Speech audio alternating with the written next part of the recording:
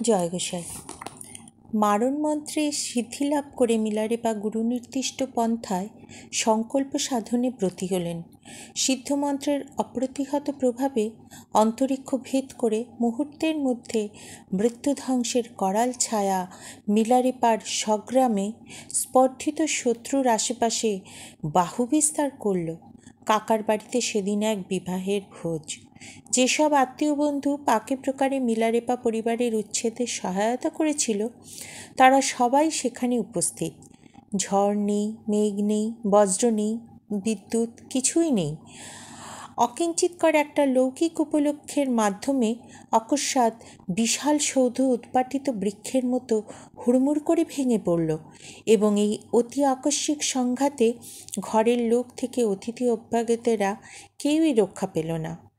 কেবল সমস্ত দুষ্কৃতির নায়ক নায়িকা মিলারেপার কাকা ও কাকি এই দুইজন মাত্র এই মহাশ্মশানের মাঝখানে স্বেচ্ছাকৃত অপরাধের অনুতাপে তিলে তিলে দগ্ধ হবার জন্য কোনো রকমে জীবনকে আঁকড়ে বেঁচে রইল। এই অতি অলৌকিক দৈব বিপর্যয়ে জনপদের সমস্ত লোক যে আতঙ্কিত হইল তা বলাই বাহুল্য। কিন্তু কার্মুকিয়েন শতমুখে এই ঘটনাটিকে তার প্রতিহিংসার প্রথম পর্যায় বলে যেভাবে বর্ণনা করতে লাগলেন তাতে প্রত্যেকেরই মনে ধারণা জন্মালো যে ঘটনাটি নিছক দৈব বলে উড়িয়ে দেওয়া যায় না।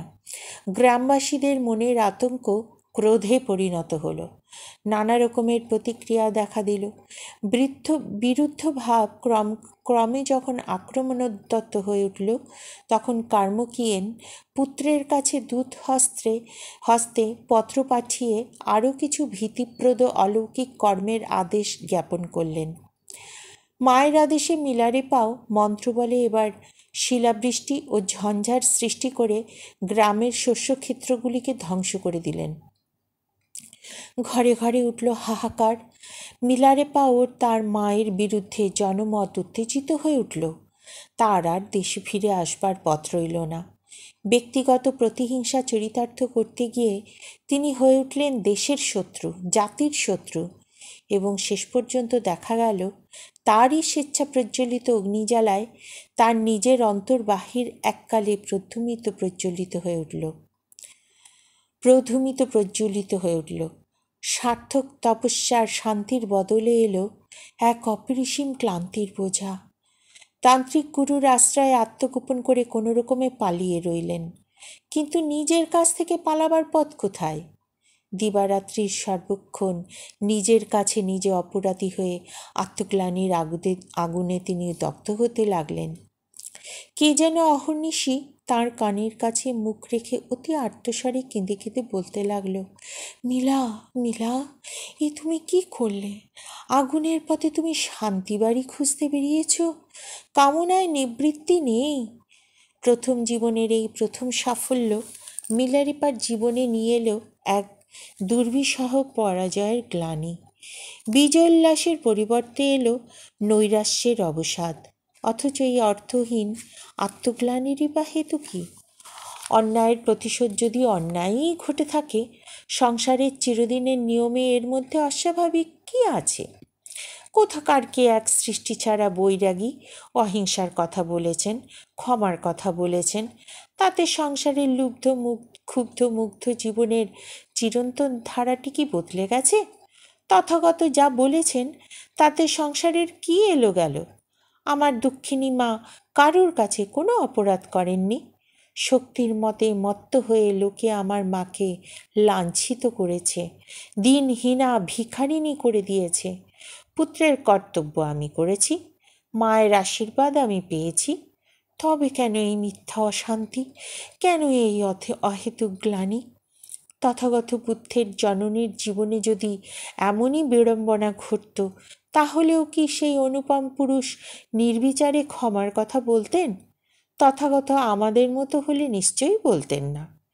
কিন্তু তথাগত যে আমাদের মতো ছিলেন না এ কথাও সত্য। তার পথে চললে আমিও এমন করে দগ্ধ হতাম না, তাও সত্য। কানের কাছে নিরন্তর এই বুক ফাটা ক্রন্দনও শুনতে হতো না। কিন্তু কে কাঁদে? বাইরের কান্না তো এ নয় যা কান দিয়ে শোনা যায়। আমারই বুকের মধ্যে বসে এমন করে কে কাঁদে? এই বুঝি তথাগত আমার বুকে বসে আমারই হিংসার জ্বালায় ব্যথা পেয়েছেন? এমনি করে অহর্নিশি নিজের মনের আগুনে জ্বলে পুড়ে বালক মিলারেপার জীবনে অবশ্যম্ভাবী এক রূপান্তর ঘটে গেল। বাইরের কেউ জানল না, বাইরের কেউ লক্ষ্যও করল না যে অদৃশ্যের পটভূমিকায় আর একটি মহাজীবনের সূত্রপাত হয়ে গেল। কৃতকর্মের অনুশোচনা রূপে যে ছদ্মবেশী আকন্তুক ভাবটি বালক মিলারেপার জীবনে এসে উপস্থিত হলো, এর জাত যে আলাদা। ছদ্মবেশী আবরণের নিম্নে এর তাৎপর্য যে সুদূর প্রসারী, এ সত্য ছাইচাপা আগুনের মতো ধিকি ধিকি জ্বলতে লাগলো। বালক মিলারেপার কৈশোর এই অগ্নিময় উপলব্ধির পথ ধরে পরিণত জীবনের বিপুল বেদনার পথে নিঃশব্দে এগিয়ে চলল। ঊর্ধ্বের আহ্বান এসে নিম্নজগতের ভ্রান্তিকে লোকোত্তর পথে পরিচালিত করতে লাগল। দুঃখিনী মায়ের কথা, ছোট বোনটার কথা, বাগদত্তা বধূ জেসের কথা, অত্যাচার, নিপীড়ন, দারিদ্র্যের কথা তিনি যে একেবারে ভুলে গেলেন তা নয়, কিন্তু তার মনে হতে লাগলো এ সমস্তই যেন নিঃসম্পর্কিত আর একজনের বিস্তৃত বেদনার প্রতিধ্বনি। এসবের সঙ্গে যেন তার নিজের জীবনের কিছুমাত্র সম্বন্ধ নেই। অন্ধকার রাত্রে অনাবৃত আকাশের তলে নিজের মুখোমুখি দাঁড়িয়ে কিশোর বালক আবিষ্কার করলেন আর একটি সত্যের, আর একটি সত্তার। জীবনে যে একটি চরমতম জিজ্ঞাসার পরমতম উত্তর পাওয়া হয়নি, এই অস্পষ্ট অথচ অতল সমস্যার সম্মুখীন হয়ে তিনি সহজে উদ্ভ্রান্ত হয়ে গেলেন। কি সেই সত্য? কোথায় সেই সত্য? কেমন সে সত্যের রূপ? সে কথা তাকে কে বলে দেবে? সেই অজ্ঞাতপূর্ব সত্যের সঙ্গে তার কিসের সম্বন্ধ, তাই বা কে জানে? যা জানেন না তাকে জানতেই বা হবে কেন? যা পাননি তা না পেলেই বা চলবে না কেন? এ প্রশ্নেরও কোনো সদুত্তর নেই। কিন্তু সমস্ত উত্তর প্রত্যুত্তরের এলাকা ছাপিয়ে, তর্কযুক্তির প্রসঙ্গে এড়িয়ে, সব কিছু ভাবনা চিন্তাকে ডুবিয়ে ভাসিয়ে একটিমাত্র গগনপ্লাবিক ক্রন্দনের হাহাকার তার জীবনকে কোন সর্বনাশের পথে নিয়ে যেতে চায়? কে দেবে এই প্রশ্নের উত্তর? প্রশ্নের উত্তর এলো মৃত্যুর মারফতে। যে গুরুর আশ্রয়ে মিলারেপা ছিলেন, তাঁর এক প্রিয় ভক্তের হলো মারাত্মক ব্যাধি। আত্মীয় পরিজনেরা মহাশক্তিধর তান্ত্রিক গুরুর শরণ নিলেন। যাগ, যজ্ঞ, ক্রিয়াকলাপের সমারোহ বড় কম হলো না, কিন্তু মৃত্যুকে পরাস্ত করা গেল না। শিষ্যের দেহ সব বাহকদের হাতে তুলে দিয়ে বিমর্ষ গুরু কয়েকদিনের মধ্যেই নিজের আবাসে ফিরে এলেন, একেবারে অন্য মানুষ হয়ে। মিলারেপাকে ডেকে পাঠিয়ে বললেন, বাবা মিলা, সারা জীবন সাধনার নামে ভস্যে ঘি ঢেলেছি। মৃত্যুর কাছে শিক্ষা পেয়ে আজ জীবনের শেষ প্রান্তে এসে নিজের সম্বন্ধে সচেতন হয়েছি। সর্বকনিষ্ঠ তুমি বয়সের দিক দিয়ে, তাই তোমার কথা মনে করে মনে শান্তি পাচ্ছি না। আমার দৃষ্টান্ত দেখে তুমি সাবধান হও। আমার মতো করে ভ্রান্তির পথে ছুটে অমূল্য আত্মার গায়ে কালি মাখিও না। মন্ত্রের শক্তিতে মৃত্যু ঘটিয়েছি ভেবে আমার দম্ভের সীমা ছিল না। মৃত্যুই আমার সে মিথ্যা মোহ ভেঙে দিয়েছে। আমার সারা জীবনের কৃতকর্মের বোঝার উপর চেপেছে তোমারও দুষ্কৃতি। আমি অনুতাপে দগ্ধ হয়ে যাচ্ছি। প্রাণের মধ্যে ঘুমিয়ে আছেন যিনি, কোন কালীমাতাকে স্পর্শ করে না, কোনো কালীমাতাকে স্পর্শ করে না। আমার নিজের মনের কলুষ আমাকেই ধুয়ে মুছে নির্মল করতে হবে। সে পথ আমি জানি, কিন্তু সে পথ সহজ নয়, কারণ বহির্মুখী মন আর অশুদ্ধ চিন্তার অনধিগম্য সেই ক্ষুরধার দীর্ঘ দুরূহ পন্থা। তবু সে পথ ছাড়া মুক্তি নেই। তোমাকে আমি বিশ্বাস করি, কারণ আমি জানি অপাবৃদ্ধ তোমার মন। আমার এই ঘর গৃহস্থালির সমস্ত ভার যদি তুমি নাও, তাহলে আমি সেই পথের সন্ধানে নিশ্চিন্ত হয়ে যাত্রা করতে পারি। সত্য যদি পাই, সেই তপস্যার ফলে তোমার আমার উভয়েরই মঙ্গল হবে।